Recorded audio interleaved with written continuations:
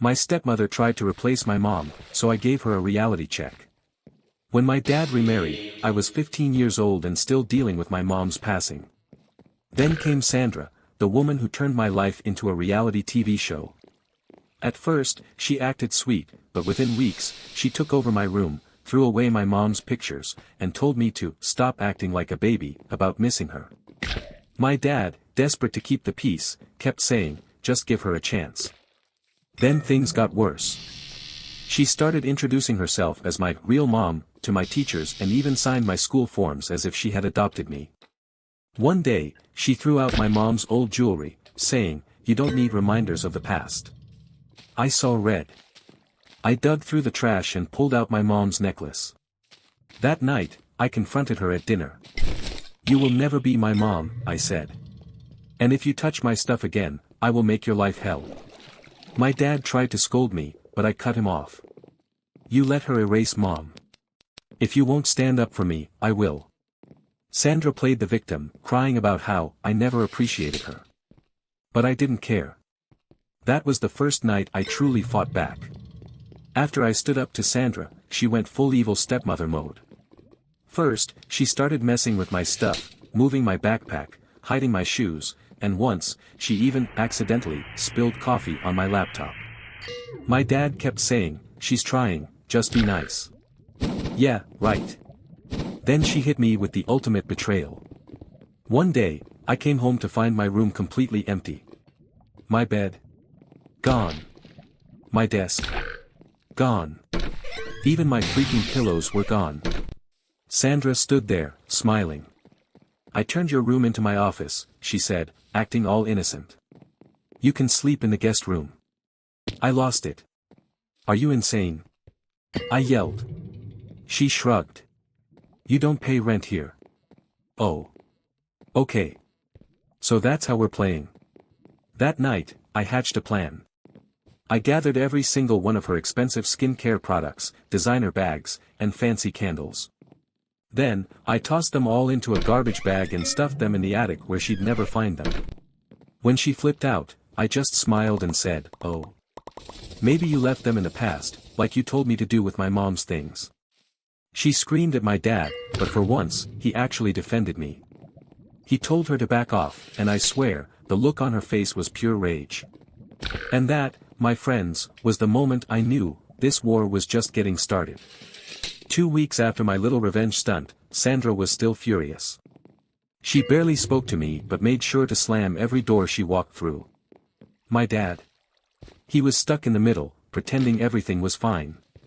Then, one day, I came home and my mom's necklace was gone. I searched my whole room. Nothing. My stomach dropped. I stormed downstairs and found Sandra sitting on the couch, painting her nails like she didn't just commit a crime. "Where's my necklace?" I demanded. She didn't even look up. "Oh, that old thing. I donated it." I felt my blood go cold. "You what?" She smirked.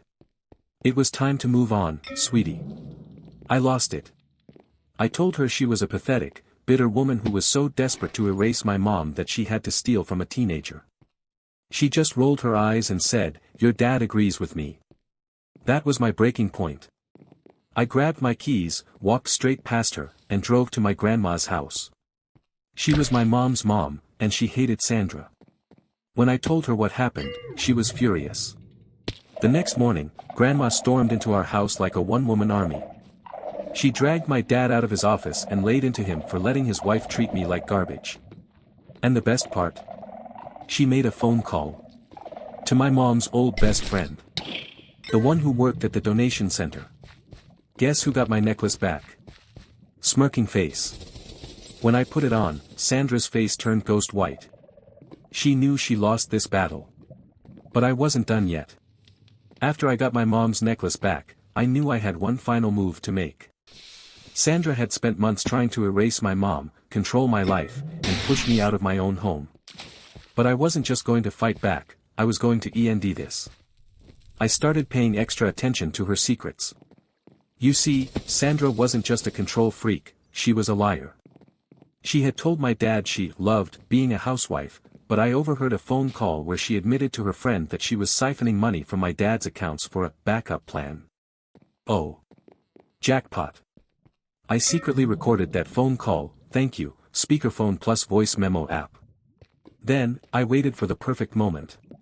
One Saturday, Sandra was hosting one of her classy dinner parties. Her friends, my dad's co-workers, and a few of her snobby book club ladies were all there. It was her big moment to show off. So, I made sure to ruin it. Halfway through dinner, I casually said, "Oh, by the way, Dad, did you know Sandra's been taking money from your account? She's got a whole backup plan, in case she needs to run." The room fell silent. Sandra's fork hit her plate. "Excuse me," she screeched. I pulled out my phone and hit play. Her own voice filled the room. "I'm just moving a little here and there. He won't notice. I need security in case things don't work out." My dad's face turned to stone. His friends looked embarrassed for him. The book club ladies whispered like they were watching an episode of Desperate Housewives. Then, Grandma, who I had invited just for this moment, leaned back and said, well, looks like someone's been planning her escape. Maybe you should help her pack, dear." Boom. Sandra started screaming about how I set her up and how it wasn't what it sounded like. My dad. He just stood up, walked away, and came back with his laptop. He pulled up bank statements. Thousands of dollars missing. Sandra tried one last trick. She burst into fake tears and wailed, "I did it for us. I was protecting our future." My dad didn't buy it. By the next morning, Sandra was kicked out. No fancy dinner parties. No more control. Just her and her suitcases on the curb. And me. I stood in the doorway, wearing my mom's necklace, and smiled.